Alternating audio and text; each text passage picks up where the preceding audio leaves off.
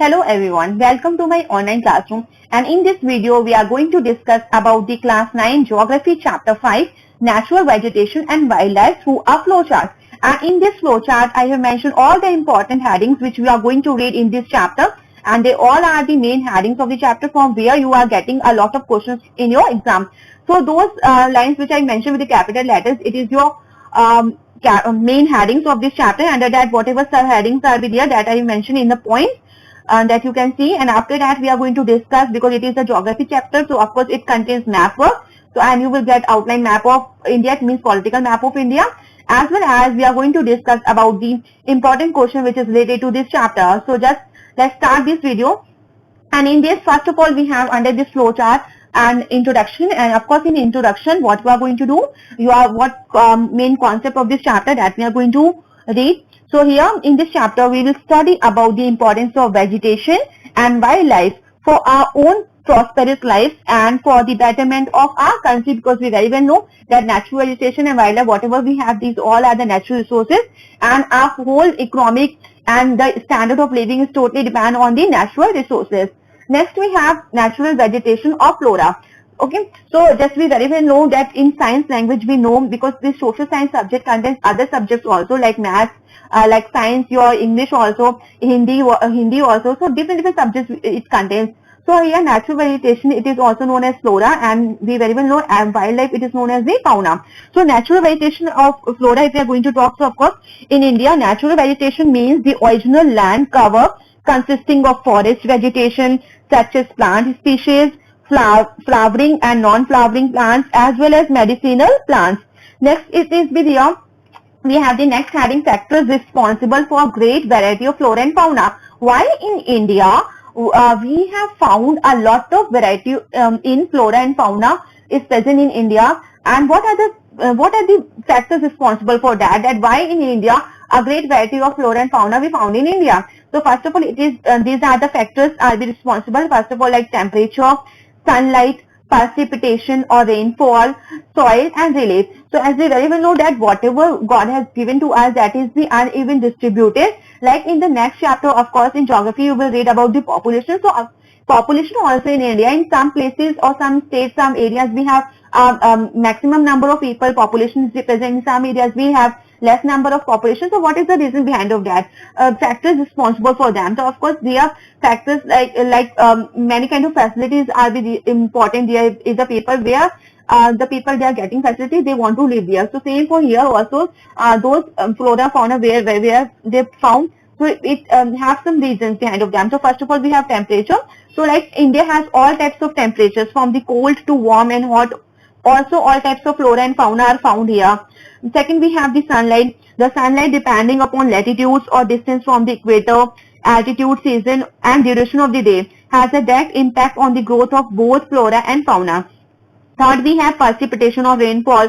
Rainfall has a direct bearing on the growth of flora and fauna. India receives much rainfall due to the monsoons. As such, every type of flora and fauna is found in India. Next, we have the soil. So India has almost all types of soils. This you will read in class 10 in geography. It is your first chapter. There you will read about the all types of soils. So whatever you're reading in class 9, remember in class 10 also. So here we have alluvial soils, black soils, laterite soils, red soils, saline and alkaline soils. It is your dry soil. It is arid soil also. So different varieties of vegetation or forests are found here. Last we have relief. So last but not the least, the different relief features of India like mountains, plateaus and plains have enabled all types of flora and fauna to develop in India. Apart of that, sometime question is coming. So this is also for 3 marks question is coming in exam. Next, it is what is a biome. It is for 1 mark question, and here they will ask what is a biome. So biome is a very large area on land having distinct types of vegetation and animal life because of similar climatic conditions is called a biome. So on any piece of land, due to similar climatic condition, if a large number of variety of plants and it means flora and fauna is present, so that area is known as a biome. So here just like there are 5 main biomes of the world in order of availability of soil, water and heat. We have forest, we have savanna, grass. Third, we have grassland. Fourth is it is desert, and fifth we have tundra. Okay, so these kind of vegetation we found on the earth. These are known as the 5 main biomes of the world. First is savanna, second grassland, first is forest, second savanna, third grassland, fourth desert, and fifth is tundra. After that, it is mentioned in the chapter, the next heading, it is types of vegetation. So, types of vegetation, we have here some types are we given. Like first we have tropical rainforest. As the rainforest, it means this forest receives at least more than 2 centimeter of rainfall. Second, we have the tropical deciduous forest or monsoon forest. So this deciduous forest is divided into two parts. We have two types of deciduous forest, dry and wet. Okay, so this type of it is also depend on the rainfall, that what kind of rainfall they are getting. According to that it is divided. Third, we have tropical thorn forest and scrub. So it means related to the areas where the areas receiving less rainfall, like the desert area especially. And next we have the temperate forest and grassland. So here in these areas grasslands will be found. Next we have the mountain. Here we have the alpine and tundra vegetation. So what it means, like alpine vegetation found on mountains above 2,500 meters, and in the tundra vegetation found in the northern and southern hemisphere between the ice covered poles. Okay, so this is the correct definition where you found the mountain. So mountain means mountain forest. Next we have the mangrove or tidal forest. So mangrove they found in the marshy areas, especially the Ganga Brahmaputra deltaic areas, you can say. A tidal forest found in the delta region. So the or word is be given. So whenever or word is be given, so it means question will become like they can be asked tidal forest or they can be asked mangrove. Okay, so whatever you are going to be prepared, it is answer will be same, only the way the question will become, it is be different. Otherwise, if you are going to prepare for the mangrove or the tidal forest, it means you are preparing for the same, not for the different things. These are both are the same, only name is be different. Just like you have your real name as well as your nickname, but you are the same person. So here also these both things are the same, only names are different. Next we have importance of plant kingdom. So in your life, what is the importance of the plant kingdom? That it is the main important thing, and I hope many of the students they know what is the answer of this question. Just like it prepares the ground for the development of animal kingdom. Second, the plants convert energy received from the sun into food energy for the animal kingdom. Third, the animals survive only on the food or energy which is supplied by plants. Next, it is the plants add to the beauty of nature. They supply man with various types of flowers and fruits and food. And many of the plants like neem, tulsi, babul, jamun, peepal, kachnar, sargandha, and these all are the plants which are having the medicinal properties, especially the Ayurvedic medicines. As the Ayurvedic medicine, we use them like to treat blood pressure, diabetes, eye sores, cough and cold, etc. Next, we have the heading needs of conserving the natural vegetation. What is the need to conserve this natural vegetation? Because we very well know right now we have discussed importance of plant kingdom in our life. So according to that, of course, there is a lot of need to conserve the natural vegetation. Like the natural vegetation adds beauty to nature. It provides habitat to wildlife, both birds and wild animals. Even natural vegetation greatly helps in causing rain, which is most essential for an agricultural country like India. Natural vegetation provides us many useful products. The raw materials for paper industry, matchmaking and sports material are mainly derived from the forest. Even from the forest we are getting the sandalwood, gums, resins, and so different things we are getting. So that's why it is very important, and when something is very important for you, of course you have to conserve, you have to save those things, not for yourself as well as for your future generation. Next we have measures to conserve natural vegetation. So what are the steps we are going to do to conserve our natural vegetation? Like the Chipko movement is be there, One Mahotsav is be there. Through mass media like newspapers, radio, television and cinema can help a lot in this direction. We have to avoid deforestation, we have to promote afforestation. Next we have the next heading, need to conserve rich fauna. Of course the animal, the wildlife is also very important for us, and we have to conserve them, we have to save them. For this purpose, what are the measures adopted to conserve the wildlife? It is like the bird sanctuaries are be available right now. Bird sanctuaries are be made, national parks are be made, wildlife sanctuaries we have, biosphere reserves we have. So in this way we are going to conserve our rich fauna, it means the wildlife. So all things we have discussed right now. Next we have the map work. So let's see It is geography chapter, so of course map work is with there, and political map of India you will get in exam to do this. So first of all, we have vegetation types. So you have to, they will be asked that locate some area that where you have found tropical rainforests are be lying.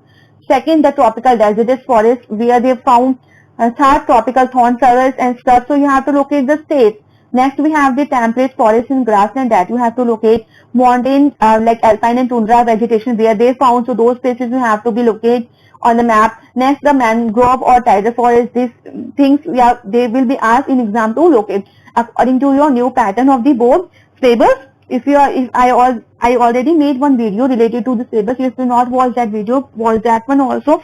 There you will get all the map work. Even I'm going to make a separate video for them where you will get only the map work, so that you will watch. And even when we are going to do the explanation of this chapter, that time also through a map I am going to be tell you how you have to do the map work. Next we have the national parks. So of course they will ask about the Corbett, where this Corbett, Kaziranga, Ranthambore, Shivpuri, Kanha, Simlipal and Manas national parks are be located in which states of India. Bird sanctuaries they can ask Bharatpur, Rangan-Setu. Third, it is wildlife sanctuaries like Sariska, Mudumalai, Rajaji and Dachigam. So they can be asked through the map work. These are the important things which you have to prepare for your map work. Next is the important questions are there. So first of all, we are going to discuss where this national park found and in which state. So Corbett, as we very well know that Corbett it is in Uttarakhand. Second, we have the Kaziranga that is in Assam. Ranthambore is located in the Rajasthan. Shivpuri is located in the Madhya Pradesh. Kanha, of course, Kanha is also in Madhya Pradesh. Simlipal in Odisha and Manas in your Assam side. Next we have the bird sanctuaries. So bird sanctuary Bharatpur and Bharatpur is in your Rajasthan and Rangan-Setu is in your side. It is in Karnataka. Next we have the wildlife sanctuaries. Here Sariska, it is wildlife sanctuary, and Sariska located in the Rajasthan. Mudumalai, it is located in the Tamil Nadu. Rajaji, it is located on Uttarakhand, and Dachigam, it is in Jammu and Kashmir. So okay, so in this way you have to locate on your map this all with the states you have to prepare. Last now important questions we are going to discuss in this flowchart. What do you mean by natural resources? So through nature, whatever things you are getting, they are known as the natural resources which are going to be satisfy the human needs. They are useful for you. What is the importance of plant kingdom? That we have already discussed. What is the importance of animal kingdom? What do you think about the how the animal life is the helpful for you? If you we very well know we are enjoying the beauty of wild animals and birds in their natural habitat, and like many of the animals are there which is useful for us. How we like them. So that is the important. Why do the tropical deciduous forest shed their leaves during the summer? So under the feature, under the characteristics, we are going to we will of course in future we will discuss about the what are the characteristics of tropical deciduous forest. Why they are shedding their leaves during the summer. Next, it is why has India possesses great variety of flora, as we have already discussed. What are the reasons behind of that? Next, we have distinguished between the tropical evergreen forest and deciduous forest. So what are the main points are here, which on the basis of that we are going to difference them. And last question, next question we have, what is the biome? Already we have discussed through a flowchart. And question number 8, we have named the different types of vegetation found in India. So different types of vegetation found in India, it is here, which is also useful for you. The question related to this, it will become just like explain or write some important features of tropical rainforest. So 3 marks question will become, math work type of question will become. So in this way, we have done whole chapter through our flowchart. So thank you everyone, and please like, share and subscribe this channel for more updates.